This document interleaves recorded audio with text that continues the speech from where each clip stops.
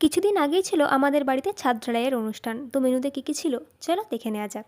তো প্রথমে শুরুটাই হলো সকালে ঘুগনি আর মুড়ি দিয়ে, সাথে ছিল পেঁয়াজ আর শাক আলু। তারপরেই দুপুরের লাঞ্চে চলে গেলাম একেবারে।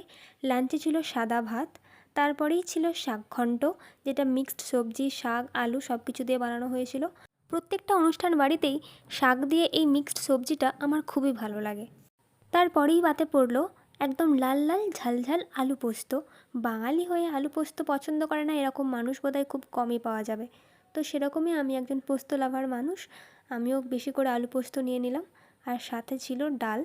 তো ডাল দিয়ে আলু পোস্ত দিয়ে শাক দিয়ে মেখে ভাতগুলো খাচ্ছিলাম, খুবই ভালো লাগছিল খেতে। আর তারপরেই চলে এলো আজকের দিনের শোস্টপার, চিকেনের লাল ঝোল।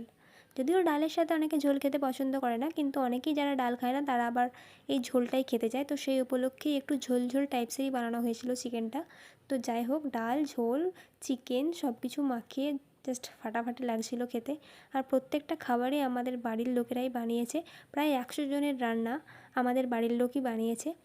নিজের বাড়ির লোক বানিয়েছে বলে বলছি না, রান্নাগুলো কিন্তু সত্যিই খুবই ভালো হয়েছে।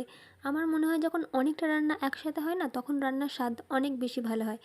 বাড়িতে মা কাকিমারা রোজই রান্না করে, সেই স্বাদের থেকে যেন এই স্বাদ অনেক গুণ বেশি।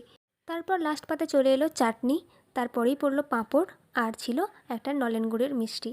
তো এই ছিল আজকের আমার খাওয়া দাওয়ার ব্লগ। কেমন লাগলো সকলে কমেন্ট করে জানিয়ে যেও। Thanks for watching.